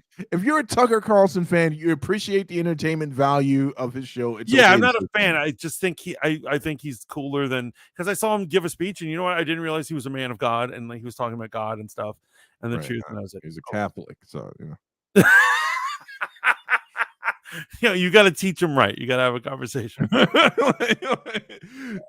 quick, just a mere fact that like I love that like a man of God stuck it to the evil Fox News. Well, you know what I love? I agree with your sentiment on that you said about 4 episodes ago. The fact that Tucker Carlson left Fox News and people thought this was going to be the end, but it just proves that people didn't show up for Fox branding. They showed up for the personalities. And how does that translate to two guys like ourselves? People didn't come to Spoon because of Spoon. I mean, they came because the app was downloadable, right? APK file for Android or whatever the image file is for Apple. Right. But they stuck around because of the content creators. I want to share a little something that happened to me the other night. As you may know, I'm in a certain Spoon group that may or may not be in contact with Spoon, the corporation, in regards to the revitalization of Spoon. Are they still talking? Are they still communicating with that? Okay, that's that's neither here. There's neither here nor there, right? But in a moment of benevolence from there's no other way to say this, a motherfucker like me, I said, and like I was looking at some of the old, just rereading through some of the old chat, and I'm like, man, whether this is real or not, it's a lot of great people in here, a lot of content creators. and I just shot out a message. You get messages like this from me. Every once in a while, I'll send out a lovey-dovey message where I'm just like, hey, man, I love you. I appreciate you. Thank you for everything you do. So in that group, I was just like, hey, listen, I know we're here in hopes of the revitalization of Spoon, but if you guys are doing stuff outside of Spoon, I'd love to support you. DM me so I can support your work. Not so you can support me. Literally, DM me so I can support you. Right. Shot it off, didn't think anything about it. Got a message from the admin and the creator of this group, which is not Spoon, by the way. The admin and creator of this group is a streamer from Spoon. Okay. At like 2 a.m. or some shit. Maybe not 2, maybe not quite that late. And it's like, hey, Steve.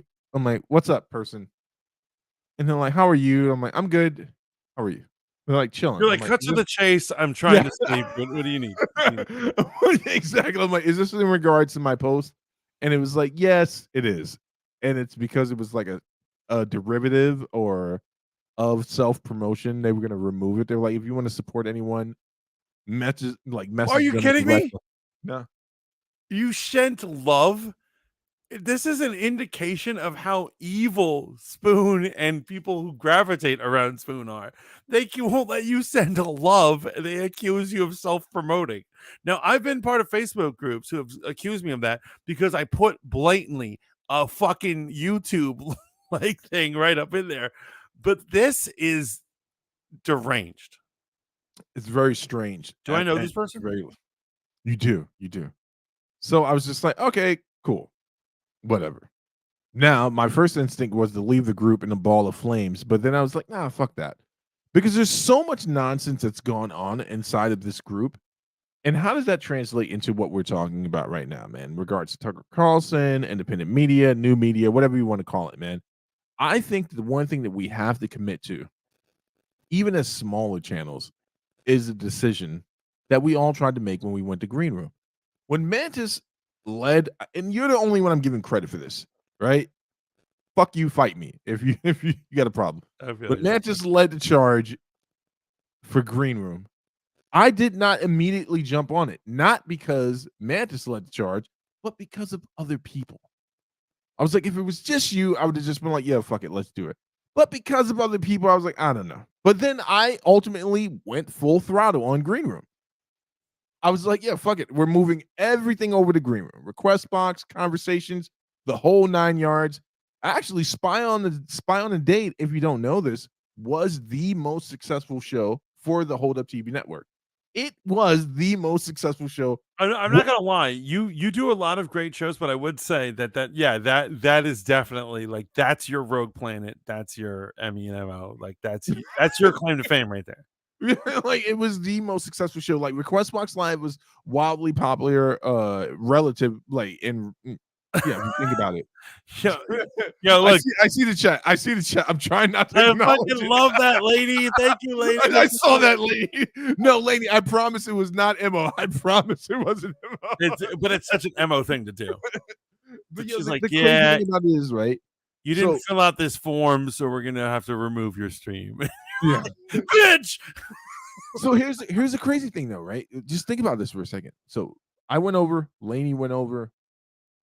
We're all doing streams. I think we need to get back to that place, not for the sake of whatever, but for the sake of like small content creation. You have to be able to stand your ground and say, this is what we want to do. I would love to see Lainey do a show again. I know that Lainey's work schedule is crazy. Like 100%. Like Lainey works like 65 hours a week. Yes, and that's an actual number. I think I heard Lainey describe it one day on stream, and by the time she got through describing, I was like, "Yeah, I wouldn't stream either." That's fucking insane. She said, "I was like, how many hours you like?" Literally, the other day, she was like 65, and it was like at one job. She's like, "Yeah," and I'm like, "What the?" You know what? And the same thing with Pillow Talk, man. Like it's like I hope we all find a base camp where we can continue that network of work. Because my only real interest in putting that in the Spoon Discord, which is not named, by the way, was like, yo, if you're doing something, I want to support you wherever you are. I'm not saying it's click for click. You don't have to come and support me. I'm just saying wherever you are doing your shit, I'm going to support you. That was the last time I extend that olive branch. That was a real moment of fuck you. That's sporting shit. That was a real moment of maturity on my part. If anyone knows me, I was actually in my cup when I read this response message. The things that were going to come out of my mouth was like, yo, fuck you, human being. Right. You know? And I was just like, you know what? I don't want to be that guy on the internet. So I'm just saying. That's all I'm saying. That's all I'm saying. Now, I am going to do something fun that Mantis is not going to like. I'm actually going to just turn on my phone one day because, I had the access to Spoon Korea. I don't know why. It's me and like 12 other people. I'm going to turn on my phone. I know Mikey's probably there, right? Because I know he's all into that Asian shit. I'm going to turn on my phone one day and just let it stream for 2 hours while I sleep, playing music. You're going to follow you the sleep stream. And just see what happens. I become famous in Korea. I'll bring you with me. You like Korean food, right? Oh, I do. Are you kidding me? Now that you mention it, maybe we should just go to Spoon Korea and live stream. There might be people who show up just to hear English being spoken. They won't know what's going on. And we're like, Rebecca says weird ass group. Yeah, Bex is not feeling that group at all. Lady says, yep. And then she says, kill me. Did you have fun tonight, man? I had so much fun. I always have a freaking blast. But here's what I'm saying. Come to Nautilus. Bro, you give first me you join Nautilus, then we'll bring some other people with us. How do I join? What do I got to do?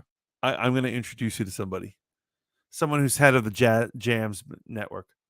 This is exactly how the conversation started with me joining Spoon. I remember I was like, I'm not fucking going there, bro. It's fucking that's another the funniest thing is that everyone you guys don't know. When I joined Spoon and I was doing the Spoon thing, I told Steve. Steve mocked me. He said, "Why are you wasting your time on this shitty app?" He's like, "Ain't nobody in here."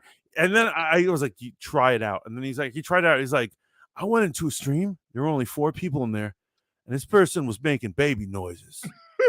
What the fuck was that? I was like, there were weirdos on Spoon, man. And so he didn't believe for a little. You were a non-believer for a while.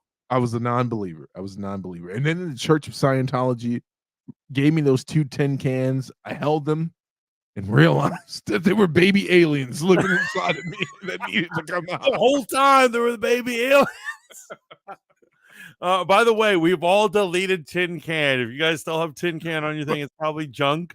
I did it a while ago. I was like, I had the false belief that I was eventually going to listen to an ex-spooner on Tin Can. And I kept getting notifications. And I was like, every time I went on the app, I was like, I don't want to be here.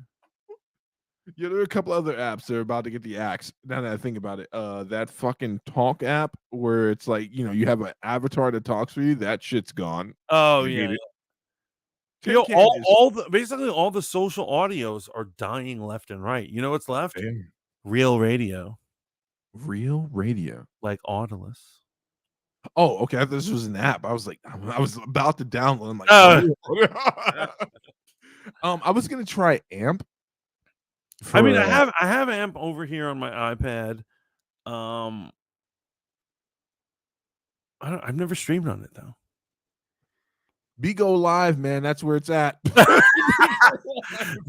Honestly, we need to do Bigo Live, and it's always like some ghetto guy talking about aliens and shit on Bigo Live. Right? Bigo Live. Straight up live, like some guy in the hood. You think he's like gonna talk about drugs or guns, and he's talking about aliens.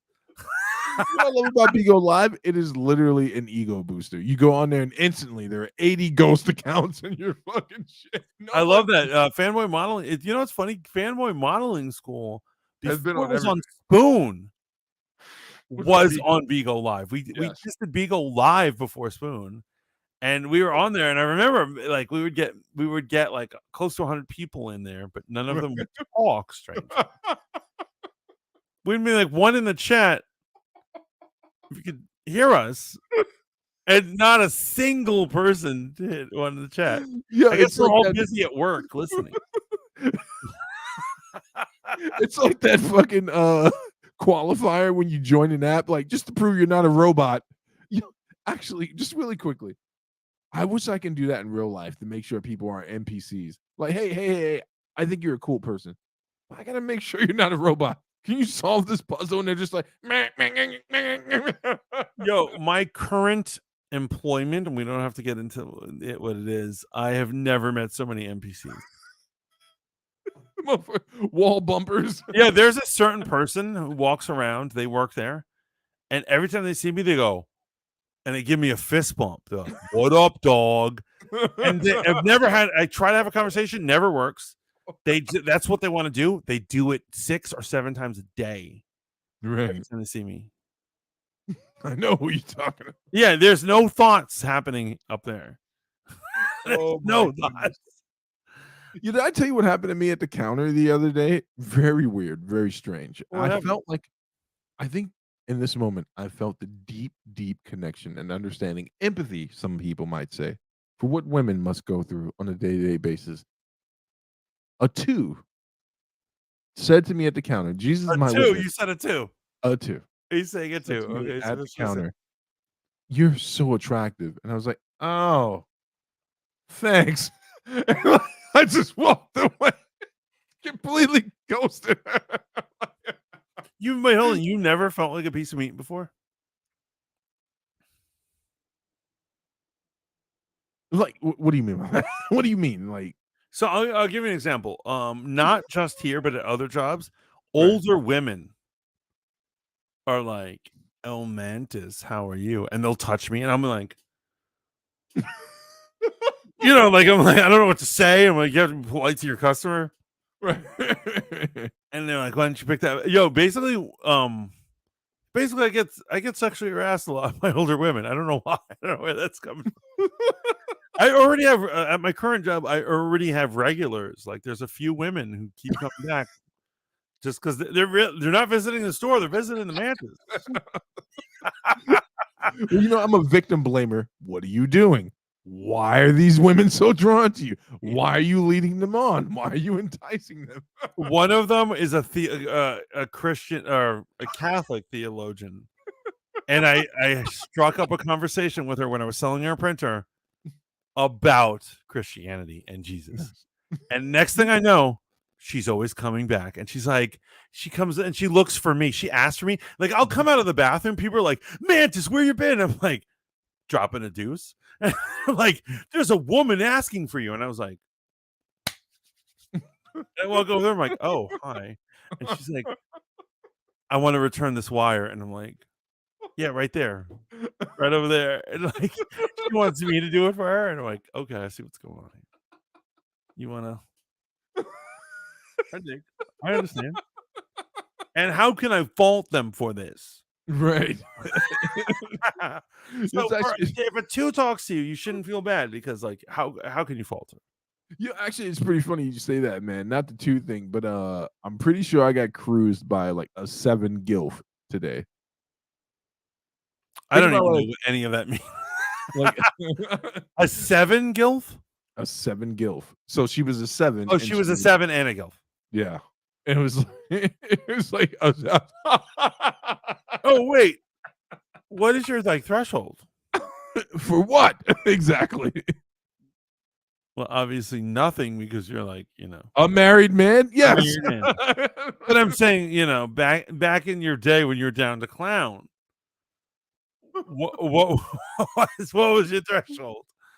So no, all right. So she would be a gilf in the I guess the normal consensus of she's probably like 56.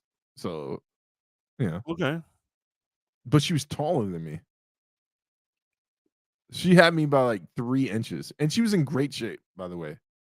Now, Mrs. Hold Up would still fuck this old woman up, right? That's my first thing. Is like, ma'am, I just want to tell you something. My wife's 5'1", and she will put a beating on you. But like, yeah, 100%. This gilf cruised me. Like, it definitely happened. It was one of those weird things. It was very weird. It was weird. But I'm saying your threshold. What do you mean by threshold? Is it a 6? Is it a 7? What is it? Oh, what's my standard? Yeah. For gilfs? For anybody. I would say I believe Oh.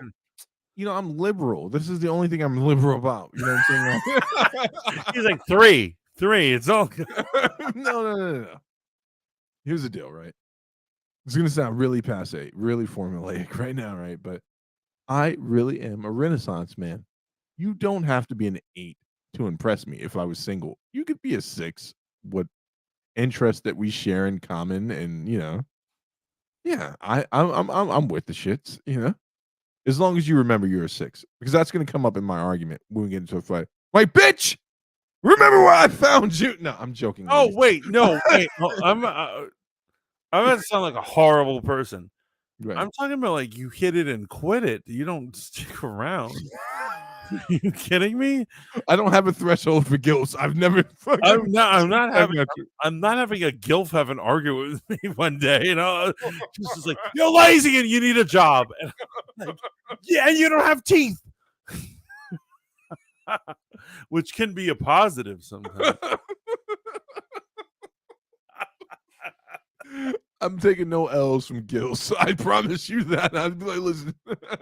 Yo, lady says, nah, he'd paper bag that shit. Oh my God. Vex can't even deal with this conversation. So here's what I'm saying. What are you saying? If they have money, 5. 5? If they're pathetic, 6.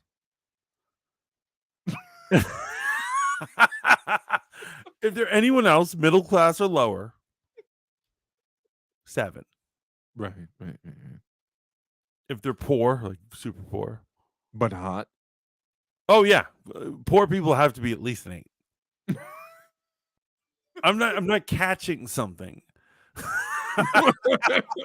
Anything less than an 8. Oh man. Okay, I see. So you have a layered system here. Yeah, I have a whole system on how it goes. And when a gilf is hitting on me at work, I'm like, and I'm weighing it. I'm like, does she have money? What's her situation? How soon would she die? How much of this will I actually have to put up with? Are we talking about like grandma I like to fuck? That's the acronym. I know. Well, here's what I'm saying. I'm not thinking of the long-term game. I'm not looking to marry this chick or anything, but I'm saying, like, if she has money, she can afford a motel, or at least Did she afford a Days Inn? Not even a motel. Yeah, get us a nice dinner from Red Lobster. Oh yeah, I'm having all the biscuits. I'm having all those biscuits. That's really the payment. That's what you're really getting out of it. You're like, do I need to sleep with her? Well, she's gonna give me the biscuits, man. Yo, Rebeck says motel. Yeah, I'm a motel guy. You don't go to a hotel. Speaking of biscuits and thresholds for gilfs, right? I'm thinking that the biscuits, not the ones you get from Red Lobster, in regards to the gilf, they can't be saggy or soggy biscuits. There's got to be some like plasticity or firmness to it, right? Are we having a real conversation right now? This is as real as it gets. Okay. So I gotta tell you this. I guess I want to tell a story right now. No, story time. Okay. So there was this lady. Actually, I feel like as I tell the story, it makes me worse and worse. Maybe I shouldn't tell this story. I'll tell the story. So I was a manager at a gym. Believe it or not, this fine man was at a gym, and I was customer service manager.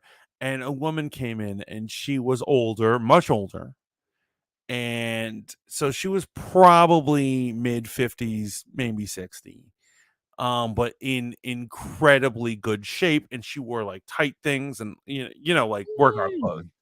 And she had this huge problem. And so what it is that her boyfriend had died, and her membership was paid for by her boyfriend. And there was this whole they kept charging. This sounds like something that would be in a porn. I want to let you know that. Now that you mention it, it kind of was. And so this was my porn moment. I gotta tell you, I didn't live up to it. I'm gonna spoil it for all of you guys. I didn't live up to my porn moment. The 2 times in my life I've had porn moments, I didn't live up. Okay. So anyway, the point is she's there and she looks good for, I'm like, yeah, this is good. And she keeps flirting with me and I've talked to my boss about it. I'm like, this woman is so flirtatious. She keeps touching me and looking in my eyes and all this shit. And he's like, she wants the refund. She wants you to get her dead ex's money back. You need to do the right thing. I'm like, yeah, I'm not gonna fall for it. She's an older lady. And so like I'm not gonna fall for it. Blah blah blah blah blah. Finally, she says, like, after it gets resolved, what we're willing to give her back, she's just like, you should meet me for a drink. And I'm like, okay. And like I said, she looks good. She looks real good. So everything looks tight. And so when it came down to it, Right. it does not look the same outside of those skin tight clothes. Oh. Because there is such a thing as like aging and weathering And gravity. and gravity. Yeah, exactly. And I'm like, sometimes these skin tight clothes, like,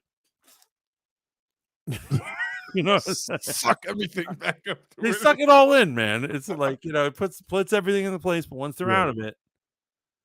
And so it was not like a porn. It was not like a porn. It was more like, I gotta go. So I didn't live up to porn, Mantis. Right. Right. And it serves me right for being lusty and ass. Right. Right. So I'm just telling you guys, that's the warning. If she's wearing those tight, if she's wearing tight leggings and she's older. Yeah. Bro. So real quick, man. You remember Bolt, right? Bolt, of course I remember Bolt. Oh my god. Okay. So I actually met up with a Bolt date from the Haven days. And I was like, Zeus. For those of you who know, before social media, like official social media, there was a site called Bolt where you join and it just had different activities. And the main activity was chat rooms. Yeah. You just went in chat rooms, you chilled people. Yeah. Bunch of horny motherfuckers. And so you met a bitch on met a bitch on Bolt. Met a bitch on Bolt. And talked to her on the phone numerous times at the Haven. Amazing voice, beautiful voice. And I was like, fuck it. You're in New York, I'm in New York City proper. I was like, let's meet. She's like, what do you want to meet? I'm like, what area you live in? She's like, well, I'm in Tribeca. And I'm like, okay, I'm in Washington Heights. We can meet at 72nd Street. I was like, we'll meet right near I'm sorry, not 72nd Street. We met at the McDonald's a few blocks from LaGuardia. You know where I'm talking about. I do know. Many, many fun times we had there. And we met there, and I'm like, Zeus, you're coming with me, motherfucker. He's like, do I have to? I'm like, yes. And wait, you're going on a date and you brought Zeus? And I'm glad I did. We met there. Now, remember, dude, we were like, what, 18, 19? Right. Maybe 20 at the time of Bolt. Yeah. Still kids. I was probably 20. You were probably like 19. Yeah. Yeah. We met there, and this woman was 33, right? And she was 6'4", and was at the very least 245. So I'm a young, skinny Steve, real name, no gimmicks. Met this grown ass woman at fucking McDonald's. And she was ready to party. And I was just like, she got to get me out of this situation. Like, we were only sitting in the McDonald's for a second, and she was trying to figure out how to get me back to her apartment at Tribeca, and everything in my body screamed, please don't touch me, miss. Please don't touch me. It was a very, very awkward situation. Because that's another thing. There were profiles, but there weren't pictures or anything on Bolt, and there was really no way to know who people were on social media back then. Yeah. You poor bastard. Are you all right? No, I'm still fucked up from it, bro. Did you put out? No, nigga, I left. Fucking left. Fucking, all that shit about men will lay with any available option. That shit's true up until a point. Up until a point. We have a threshold that we were following. My threshold in that regard was the grown ass woman who clearly had 96 cats. And I'm like, I'm not going anywhere with you, ma'am. Not one fucking place. Right. My mom's expects me to be back by 10 p.m. You don't look like a 10 p.m. type of person, bro. But you know what I think we should do, man? Now that we're doing this, man, or maybe we'll talk to Bex. Maybe we'll just have you on Pillow Talk. We should probably go into the sexcapades of the Haven. I feel like that would be a real Pillow Talk type of shit. Like teach these people. Are you ready to lose all your fans? Hey, are you? And so here's what I'm saying: when you are a young man, when you're a young man or woman, and you're college age, you're doing crazy things, you're living that wild life. We do crazy shit, right? Should we talk about it? The Haven was fucking crazy. It was absolutely crazy, and I feel and like I remember when you were not with the shits for a long time in the Haven. Not even a long time. I'll say a couple of weeks. You fucking when you finally were with the shits, you jumped in head first. Yes. But yeah, you're right. I was the Christian curmudgeon, being like, "You guys." But once we did that shit, like. I was saying, when I go to confession or whatever, there are moments from the Haven I still wake up in a cold sweat, like, I still gotta go to confession and I confess about stuff, and they're like, and I was like, yes, and this was when I was 19, and they're like, and they're like, have you confessed this before? I'm like, I have, and they're like, well, then you don't need to. I'm like, yes, I do. Yes, I do. Every day, God will never forgive this stain on my soul. Stain, it stays on you. And so, it's like in Mad Men. There's an episode. Oh my gosh, bro! I was just washed. I'm sorry to cut you off, man. I think the most infamous story was when Zeus and I were 17 at the infamous Sweet 16 party, and that is one moment that fucking like. Do you want? Oh my gosh! Right now? Huh? No, fuck! I'm not fucking telling that story. Okay. I'm not fucking telling that story, bro. Basically, in the Mad Men episode I'm talking about, like this for business, this dude wants to sleep with one of the women there, right. and she doesn't want to do it. And Pete Campbell tries to convince her into it, and he looks at her and he says, "Yeah, it would be a mistake, but we make mistakes all the time for free." Right. This would be a mistake that's worth money. And I was like thinking, it sounds stupid when you think about it. It's brilliant. It's absolutely brilliant. We make mistakes all the time for free. Bro, I'll never forget. Wrong people. We do stupid shit, like sexual shit, all the time for free. Bro, we just lived our lives as kids, man. I'll never forget the moment, the absolute moment. Why am I getting Discord messages from shit you posted like 2 hours ago? I'll never forget the absolute moment. On my 18th birthday to George Washington. You were not around for this one, the George Washington Bridge. And this is when I was in my quintessential teen relationship. We won't go into that. She's married, she's got kids. I don't want to. Yeah. Her husband's I know her. Maybe I don't know. Yes, you do know her. This is the breakup. Don't say the fucking name. It's gonna come over you. This is when I met that girl that was like. Oh, I just happened to not be there at the time. You just weren't there that night. Yeah. You just weren't there that night. You were off doing your own thing. Actually, I think it was when you were in Israel. I think this happened while you were in Israel. Okay. You came back. And actually, no. You know what? I digress. If you want to hear these stories, come to Pillow Talk. Come to Pillow Talk. Come to on Clubhouse. Yeah, come to Pillow Talk. That is Wednesday nights? Wednesday nights, yes. We're staying at Wednesday nights. We're not going to Thursday nights. Mantis, I had so much fun tonight. We're on Kick. We talked about some juicy topics, radio level expertise. My Always, guy Mantis. always a good time, man. Always a freaking good time. And the adventures in streaming will continue. You notice how we've evolved? There's like all these different evolutionary periods of our streaming life. Right. We've been doing this for years, man. We have. I'm aging. You're not. You're regenerating, man. You look good over there, bro. Must be all the It's moisture. Autoless.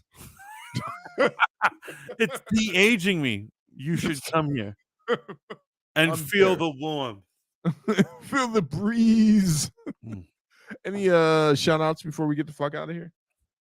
Well, shout outs to everyone who showed up, including Low, Bex, Rogue Radio, D, Princess Bex, Laney O, Shaolin Iceboxer, Matt Cat, RMDT Dubs even stopped by.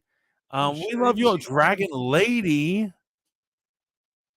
And of course, you, the player.